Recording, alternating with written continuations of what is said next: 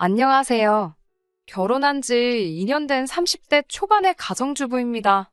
대리효도라는 거 들어만 봤지 제 남편이 바랄 줄은 상상도 못했습니다. 그렇게 효자하고 싶으면 너나 실컷 하라고 던져주고 이혼했네요. 남편과 저는 소개팅으로 만나 1년간 연애 끝에 결혼을 약속했습니다. 궁합도 안 본다는 4살 차이에 사귀는 동안 큰 다툼도 한 번 없었습니다. 그렇기에 오히려 결혼을 안 하는 게 이상하게 생각될 정도였어요. 하지만 결혼식을 올리고 난 뒤 남편은 제가 다 잡은 물고기라고 생각했는지 예전하고는 다른 모습을 보여줬습니다. 처음 남편이 달라졌다고 느낀 건 결혼하면서 처음 맞은 명절 때였어요. 결혼 전에는 분명히 설에는 시댁 먼저, 추석에는 친정 먼저 가기로 했었는데요. 저희는 결혼을 5월에 올렸기 때문에 돌아오는 추석이 둘이 맞는 첫 명절이었습니다. 그러자 남편은 아무리 약속한 게 있어도 첫 명절은 예외 아니냐며 시댁 먼저 가자고 사람을 들들 볶더라고요. 친정 부모님께 푸념하듯 이야기를 전하니 뭘 그런 걸 가지고 싸우고 있냐고 하시면서 첫 명절이니까 남편이 하자는 대로 하라 하셨습니다. 괜히 별것도 아닌 일로 시댁 어른들 눈밖에 나지 말라고 하시면서요. 시댁에 도착하니 음식 준비가 한창이었습니다. 남편은 시어머니께 그동안 혼자 음식하시느라 고생 많이 하셨다면서 이제 며느리가 있으니까 염려 말고 쉬엄쉬엄 하시라 하더라고요. 제가 듣고 있는데 황당하고 어이가 없어서 남편한테 자기도 같이 하자고 그랬습니다. 그러자 남편은 약간 벙찐 얼굴로 우리 집은 원래 여자들만 부엌일 한다고 그러는 거예요. 그래서 이 집에 여자들이 어딨냐고 여자라곤 어머님 한 분뿐인데 그럼 여지껏 어머님 혼자 명절 준비도 다 하신 거냐며 물었습니다. 일부러 더 과장해서 액션을 취했는데 그러자 친척분들이 웅성거리며 저희가 있는 부엌 쪽을 쳐다보더라고요. 그러자 시어머니가 둘 다 그만하라며 남편에게 괜찮다고 하시더군요. 저는 시어머니께 무슨 말씀이시냐고 남편 말대로 이제 며느리도 왔고 아들도 왔는데 방에 가서 좀 쉬시라고 했습니다. 그리고는 고무장갑을 남편에게 주면서 일단 설거지부터 하라고 저는 내가 붙이겠다고 했어요. 몇몇 분들은 이 상황이 웃긴지 키득거리시고 시어머니는 어이가 없다는 듯 저를 쳐다보셨습니다. 저희 친정에서는 어머니가 요리를 하시면 아버지가 설거지를 하시고 어머니가 빨래를 하시면 아버지가 청소기를 하세요. 어머니가 전업주부시고 아버지가 회사 생활을 하시지만 아버지는 늘 당신이 체력도 더 좋고 힘도 더 세기 때문에 어머니를 도와드리는 건 당연하다고 하셨습니다. 어려서부터 그런 모습을 보고 자라서인지 제 눈엔 그게 지극히 정상이고요. 그런데 시댁은 달랐습니다. 명절 내내 일한 남자는 저 때문에 억지로 부엌에 있었던 남편뿐이었고 아버님과 남자 친척분들은 TV 앞을 떠나지 못하시더군요. 저녁까지 먹고 슬슬 친정으로 올라가려고 하는데 시아버지께서 하루 정도는 자고 가는 게 맞지 않냐면서 저희를 잡으시더라고요. 친정 부모님이 기다리고 계시다고 말씀을 드려도 어차피 늦었는데 내일 아침 일찍 가도 별 차이 없다고 우기셨어요. 급기야 이 어둠에 남편이 운전이라도 하다 사고라도 나면 제가 책임질 거냐고 물으시는 거예요. 저희가 반반 결혼을 하기는 했지만 자동차만큼은 제가 결혼하기 전부터 타던 걸 그대로 가져왔기 때문에 차는 제 거였어요. 고속도로 같은 데서 제가 오래 운전을 하면 남편이 잠깐 교대를 해주기는 하지만 보통은 자동차는 저 혼자만 쓰거든요.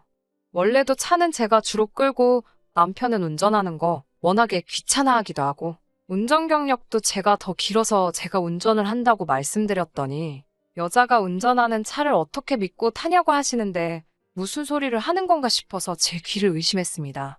사귀는 동안 남녀평등을 입에 달고 살던 남편이라 집안 분위기도 그럴 줄 알았는데 막상 결혼을 하니 시아버지의 사고방식이 완전 조선시대가 따로 없더군요. 결국 그놈의 천명절이라는 단어 때문에 발목이 잡혀서 잠까지 자고 가게 되었습니다. 제가 남편에게 우린 어디서 자냐고 물었어요.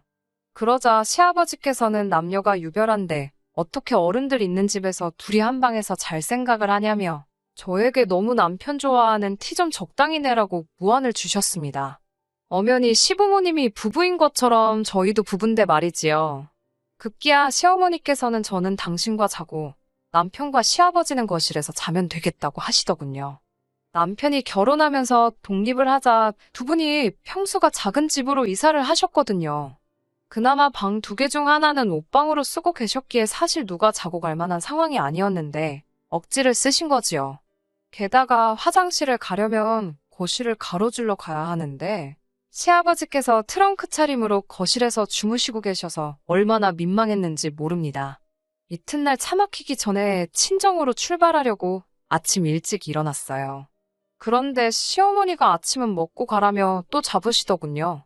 남편에게 결혼하고 나서 얼굴이 많이 상했다며 이게 다 어머니 밥을 못 먹고 죄다 인스턴트만 먹어서 그렇답니다. 어머니가 차려주는 밥상 언제 또 받아보겠냐며 먹고 가라고 고집을 피우셨습니다. 막말로 저희가 죽으러 가는 것도 아닌데 억지를 쓰시니 슬슬 짜증이 밀려왔어요. 저는 결국 저희 부모님도 저 목이 빠져라 기다리고 계실 거라고 남편한테는 아침 먹고 올 거면 아예 놀다가 버스 타고 천천히 올라오라고 했습니다. 저는 차 끌고 먼저 올라가겠다고요. 그제서야 남편도 시부모님께 가봐야겠다 말을 하더군요. 집으로 올라오는 차 안에서 제가 기분 나쁜 티를 팍팍 내고 있으니까 남편도 한마디 하더군요. 아무리 그래도 시부모님이 부탁을 하는데 그렇게 불편한 티를 내야 하냐고요. 그러면서 다음부터는 시부모님뿐만 아니라 어른들 앞에서는 남편을 존경하고 위하는 태도를 갖추라나요. 비록 남편이 저보다 4살 많은 오빠긴 했지만 저희가 무슨 학교 선후배 관계도 아니고요. 결혼했으면 동등한 관계 아닌가요? 제가 말 같지도 않아서 오빠나 똑바로 하라고 했습니다. 약속을 어기고 시댁에 갔으면 미안한 줄이나 알지 뭘 그렇게 기세등등하냐고요. 그렇게 저희는 처음으로 부부싸움이라는 걸 하게 되었습니다. 서로 한마디도 없다가 친정에 도착할 무렵 제가 남편에게 얼굴 좀 피라고 했습니다. 그런데 남편은 제 말을 귓등으로도 들은 척을 안 하더군요. 저희 부모님 앞에서 어찌나 툴툴거리고 다니던지 정말 7살 먹은 애도 아니고 한 대 쥐어봐가지고 싶었습니다. 영문을 모르는 저희 부모님은 남편이 워낙에 기분 나쁜 표정으로 와 있으니 사위 눈치를 보고 계셨어요. 저는 남편에게 그따위로 행동할 거면 다시 시댁으로 가라고 했습니다. 그 후로는 남편에게 단 한마디도 걸지 않았고요. 친정 부모님도 저희가 싸웠다는 걸 아시고는 억지로 화해시키려 드시지는 않으셨어요. 부부싸움은 집에 가서 하라며 밥 먹었으면 얼른 가라고 하시더군요. 제가 남편에게 가자는 소리도 안 하고 먼저 밖으로 나가자 쫄래쫄래 따라오긴 하더라고요. 저는 차에 올라타자마자 남편한테 지금 뭐 하자는 거냐고 우리 부모님한테 당장 가서 사과하지 않으면 내년 명절부터는 시댁에 안 간다고 울음장을 놨습니다. 남편은 어이없다는 듯 절 쳐다보더니 네 마음대로 하라더군요. 아마 그때는 제가 괜히 아무 말이나 한다고 생각했겠지요. 하지만 전 그때 굳게 마음을 먹었습니다. 남편이 진심으로 저와 저희 부모님께 사과하지 않으면 저도 시댁에 일절 연락도 방문도 하지 않기로요. 부부싸움은 칼로 물베기라고 했지만 제 마음속의 앙금은 쉽게 가시질 않았습니다. 그리고 시간이 흘러 설이 돌아왔어요. 설이 되기 일주일 전부터 남편 혼자 난리가 났더군요. 시아버지는 족발을 좋아하시고 시어머니는 월남쌈을 좋아하신다며 그걸 사갈 거냐 만들어 갈 거냐. 그래도 며느리 되고서 처음 맞는 설인데 직접 만들어 가는 게 보기 좋지 않겠냐며 북치고 장구치고 호들갑이더군요. 저는 애시당초 아무것도 할 생각이 없었기 때문에 대답하는 척만 하고 적당히 호응만 해주고 있었습니다. 명절 하루 전날 제가 남편보다 한두 시간 정도 일찍 퇴근을 했어요. 징검다리 휴일까지 하면 거의 5일 가깝게 쉬는 거였어요. 친정 부모님께 전화해서 내일 내려갈 건데 혼자 갈 거니까 사위 먹인다고 뭐 준비하실 필요 없다고 하니 그래도 남편하고 같이 와야지 왜 혼자 오냐고 하시더군요. 나는 우리 집으로 그 사람은 그 사람 집으로 각자 가야 될 곳으로 갈 거라고 하니 친정 부모님은 저희가 그렇게 합의를 했는 줄 아셨나 봐요. 그러면 우리 딸 오면 오랜만에 같이 산이나 갔다 올까라며 즐거워하시는데 동네 뒷산 가는 것만도 저렇게 기대를 하시니 그동안 자주 찾아뵙지 못해 죄송한 마음이 들었습니다. 사실 가깝다면 가까운 거리인데 직장 생활하랴 살림하랴 그러다 보니 자주는 못 가게 되더라고요. 얼마 지나지 않아 남편이 집에 왔어요. 남편은 차 막히기 전에 내려가야 되니까 새벽 5시쯤 출발하자고 그러더군요. 그러면서 음식은 어딨냐고 묻길래 뭔 야밤에 음식이냐고 잘 시간인데 배가 고프냐고 물었습니다. 남편이 무슨 생각으로 꺼낸 말인지 진작에 말뜻을 알아들었지만 일부러 모르는 척 했어요. 남편은 아무것도 준비를 안 했냐며 어이없단 식의 제스처를 취하더군요. 우리 부모님께 죄송하다고 했냐니까 무슨 이야기인지 기억도 못 하더군요. 작년에 내가 한 말 생각 안 나냐고 사과 안 하면 시댁에 안 가겠다고 하지 않았냐 하니까 지금 장난치는 거냐며 얼굴이 험악해지더군요. 자기 체면은 어떻게 되냐면서요. 나는 우리 친정에서 체면 없냐고 따지니 여자가 무슨 체면이 있냐고 그러더군요. 남편이 저를 어떻게 생각하고 있었는지 정확히 알 수 있었어요. 연애할 때는 여자나 남자나 똑같다며 밥 먹을 때도 더치페이하고 결혼 준비도 남자 여자 똑같이 반반씩 하고 여자도 경쟁력을 잃지 않게 맞벌이하며 독립적인 주체가 돼야 한다던 인간이었는데 말하는 꼬라지를 보아하니 연애할 때는 그냥 본전 생각만 하던 쪼잔한 남자였어요. 완전 사기 결혼 당한 것 같았습니다. 남편은 혼자분을 삭히지 못하고 씩씩거리다가 정말 혼자서 새벽에 시댁에 가버렸어요. 정이 떨어질 대로 떨어진 상황이었지만 괘씸하기도 하고 열받더군요. 그나마 차는 그대로 있더라고요. 어차피 차 키는 제가 보관하기 때문에 굳이 제 가방까지 뒤져가면서 차 키를 몰래 빼내지 않은 것 같았습니다. 그래서 제가 차를 몰고 친정에 갔습니다. 친정 부모님은 남편이 오지 않은 것에 대해서 조금 걱정하시는 눈치긴 했지만 그래도 저랑 같이 설을 보낼 수 있어서 좋다며 기뻐하셨어요. 그렇게 명절 연휴가 끝나가던 즈음에서 남편에게 전화가 걸려왔습니다. 미안하다고 사과라도 하려고 그러나 싶어서 전화를 받았더니 시어머니가 욕실에서 미끄러져 넘어지셨다며 지금 병원 응급실이라고 하더군요. 아무리 남편이 꼴보기 싫고 시댁이 싫어도 걱정은 되잖아요. 친정 부모님도 얼른 가보라고 하셔서 바로 병원으로 향했어요. 의사 선생님 말로는 나이도 있으신데다가 원래뼈가 튼튼하지 못한 분이라서 좀 오래 입원해 계셔야 할 것 같다더군요. 남편이 자기는 출근해야 되니까 저더러 휴가 쓰고 시어머니 곁에서 병간호를 도우라더군요. 저도 엄연히 직장인이고 남편이 버는 만큼 버는데 어이가 없었어요. 남편은 그래도 여자는 여자가 돌봐야 하는 거 아니냐며 그런 게 며느리 도리라는 거예요. 저는 진짜 폭발할 것 같은 가슴을 한 번 더 부여잡고 그럼 그냥 간병인 부르라고 했습니다. 남편은 간병인이 얼마나 비싼 줄 아냐며 저더러 돈 낼 거냐고 묻더군요. 내 남편 머리에는 뇌가 아니라 우동사리가 들어있나 싶어서 그걸 왜 내가 내냐고 당신 어머니지 않냐고 하니까 감히 며느리가 남편을 낳아주신 분을 당신 어머니라고 부르냐며 노발대발하더군요. 남편이 자기가 사람을 잘못 봤다면서 이런 여자인 줄 몰랐다고 사기 결혼 당한 것 같답니다. 저도 그때는 이판사판이었어요. 누가 누구한테 사기 결혼을 운운하냐고. 나야말로 오빠가 이렇게 구시대적이고 구닥다리인 줄 몰랐다며 효도하고 싶으면 직접 하라고 소리를 질렀습니다. 병원에 있는 사람들이 다 저희를 바라보고 있더군요. 진짜 너무 쪽팔려서 그 길로 차 끌고 올라와 버렸습니다. 차를 끌고 가고 있는데 남편한테서 죽어라고 전화가 오더라고요. 빨리 차 돌려서 안 돌아오면 자기를 이제 아예 안 보고 사는 걸로 간주하겠다고 가당치도 않은 말로 저에게 겁을 주기 시작했어요. 네가 어디 나 없이도 살 수 있겠냐면서 뭐라 하는데 솔직히 하나도 무섭지가 않더라고요. 오히려 제가 당신도 시아버지도 시어머니 없이는 라면 하나도 못 끓이지 않느냐고 당신 말대로 아예 안 보고 살 테니 2번 다시 연락하지 말라 말하고 전화를 끊어버렸습니다.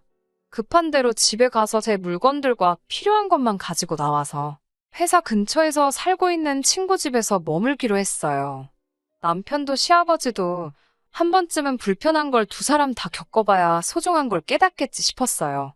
아무튼 친구 집에 머물면서 회사 나가고 그랬는데 남편에게 매일같이 오는 전화도 문자도 싸그리 다 무시해버렸습니다. 그러다 남편이 회사에 휴가를 내고 시어머니 병간호를 하고 있다는 사실을 전해 듣게 되었어요. 속으로 고소하다 싶었습니다. 과일도 깎아먹는 게 귀찮아서 껍질째 먹는 과일 아니면 손도 대질 않는데 다쳐 누워 계실 시어머니가 한편으로는 저 사람들한테 병간호를 받는다는 사실이 조금 안쓰럽기도 했지만요. 그리고 그날로부터 한 2주일쯤 지났을 때예요. 오전부터 모르는 번호로 자꾸 연락이 오길래 받았더니 남편이더라고요. 제가 자기 전화를 너무 피해서 핸드폰을 하나 더 개통했다며 이렇게까지 해야겠냐고 그러더군요. 자기가 반성 많이 했다면서 시어머니가 저 많이 보고 싶어 하신다고 한번 내려올 수 있겠냐고 물었습니다.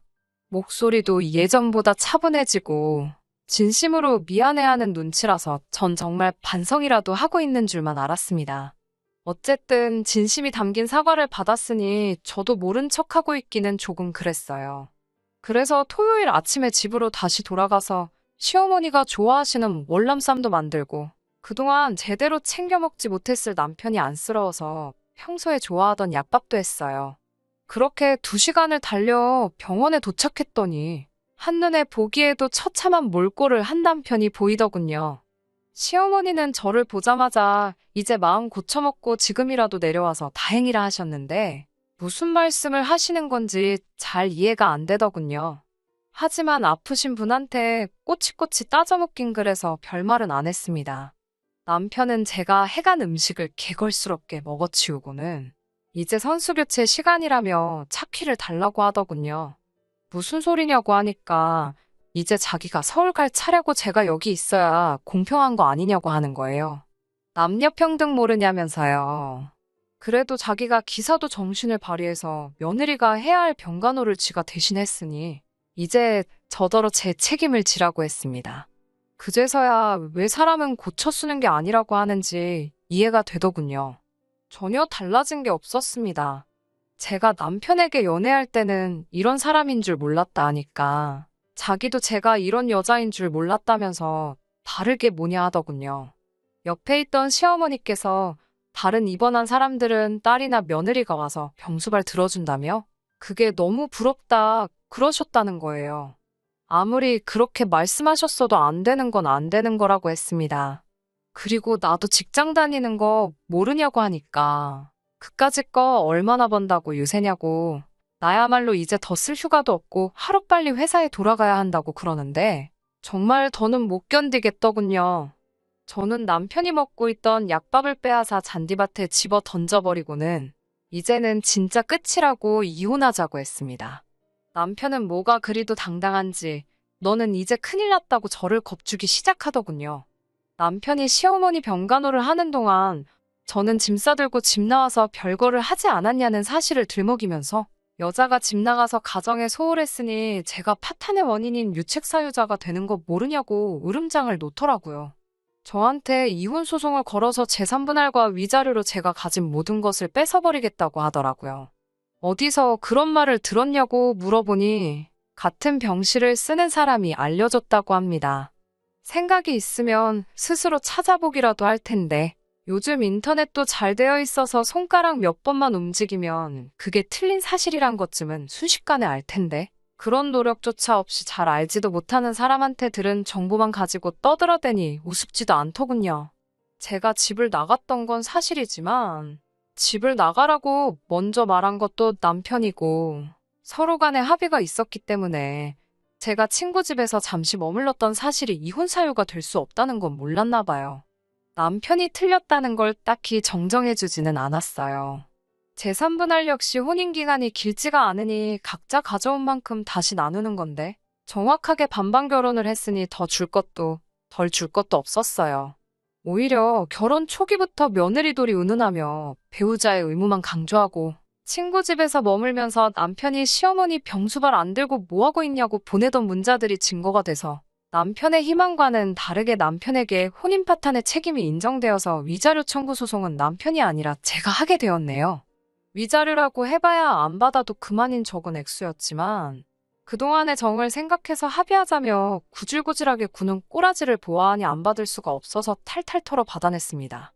둘 사이에 아이가 있던 것도 아니고 요즘 이혼한 게 흠이 되긴 하나요. 지금은 당당한 돌아온 싱글이 되어서 살고 있습니다. 다른 건 몰라도 지금도 사람을 만날 때 가장 먼저 신경 쓰는 것이 바로 남녀평등을 운운하는 사람들입니다. 남녀평등 운운하는 사람 치고는 너무나도 이기적이었던 전 남편 때문인지, 정말 건강한 사고방식을 가지고 있는지, 아니면 전 남편처럼 자기가 유리할 때만 남녀평등을 운운하는 사람인지, 그것부터 유심히 살펴보게 되네요. 한편으로는 이러면 이런 대로 쭉 혼자 지내는 것도 나쁘지 않을 것 같다는 생각이 들 때도 있어요.